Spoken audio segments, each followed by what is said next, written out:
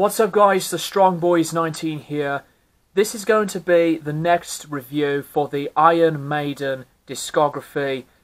And I know it has been a few amount of weeks since I had last reviewed the previous album, The X Factor.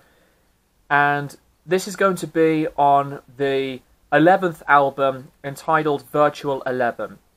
Now, Virtual 11 was released 3 years after The X Factor, and this remains as the last of the last with Blaze Bayley as the vocalist for the band after the departure from Bruce Dickinson from the period on the Fear of the Dark tour. The music to this album is very different because The X Factor was more personal and heavily dark from the instrumentation and the lyricism. Whereas with Virtual 11's music, this has a collection of songs that were uplifting and a lot more of a rockier vibe into what Harris had in mind. And like The X Factor, Blaze was involved in some of the songwriting duties as well as most of the rest of the band. This album, when it came out, was also promoting their game called Ed Hunter, and also the 1998 FIFA World Cup had been happening. And most of the artwork is definitely a different presentation to the last album. It was the lowest of the low marked and reviewed album, and there was no other Iron Maiden album that had the worst amount of sales, less promotion, and no gigs of major big venues and festivals around this time. So Virtual 11 was a very huge breaking point for Maiden's career. Now, for many of the fans, a lot of the fans would pick this as their worst album. This took me quite a big bundle of listens, and for my experience, the more I think about the album, the more I listen to this album, it's not as great or strong of an album as the previous albums that I had reviewed and the others that are just fantastic.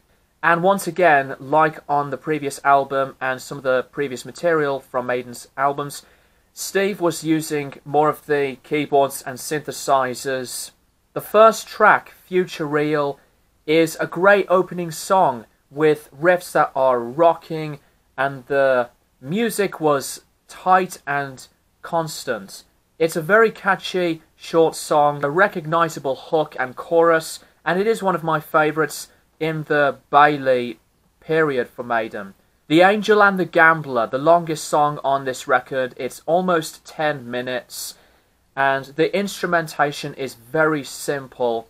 Again, with the hard rock-edged tones, it is a highly repetitive song because it is most notably on the chorus. It's not a highlight for me, but I can understand that some fans dislike this song very harshly. It's not a terrible song, but it's never one of my favourites for that reason. It doesn't offer anything interesting to the table, and it drags on and loses its connection with me over time. Lightning Strikes Twice.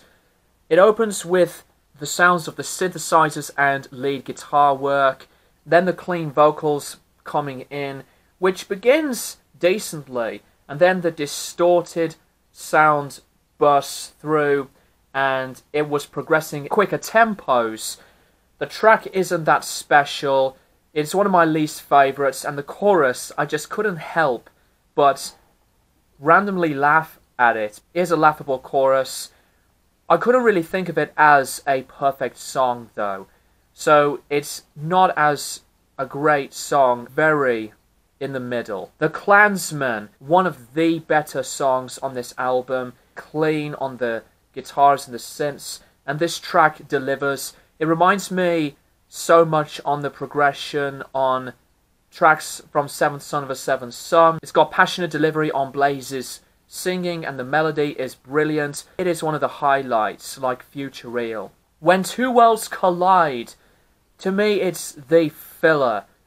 It feels bland, nothing huge to grab the intentions for me by what's going on. Not one of the best on the album, obviously, and the songwriting is very lackluster. The Educated Fool is, for me, the best track, because I was really diving into the track the more I listened to it, so it took me a while to appreciate the whole thing in its entirety, and I love the syncopation of the guitars with the vocals together on the chorus, and with Blaze's vocals that have some meaner attitude sound. It's got a meaner kind of vibe, like Future Real, and the guitar soloing, not only on this track, but tracks that came before this, are really, really good. And I will have to say that this album's production, once again done by Steve Harris and Nigel Green, recorded as well inside Barnyard Studios.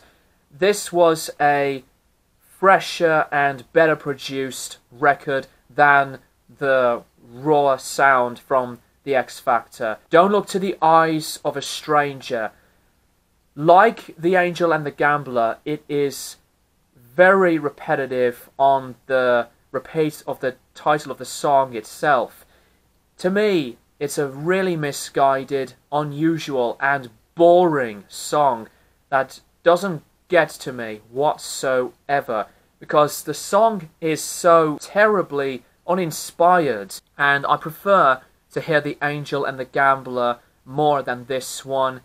To me, it is one of the worst tracks in the repertoire, and actually, for me, when I hear The Angel and the Gambler, I prefer to hear Blaze's live version of this song with his band that he's with now. He shortens the song and shows some more fun energy to it and less of the repetitive chorus on that track. Then the album finishes with Como Estas, Amigos.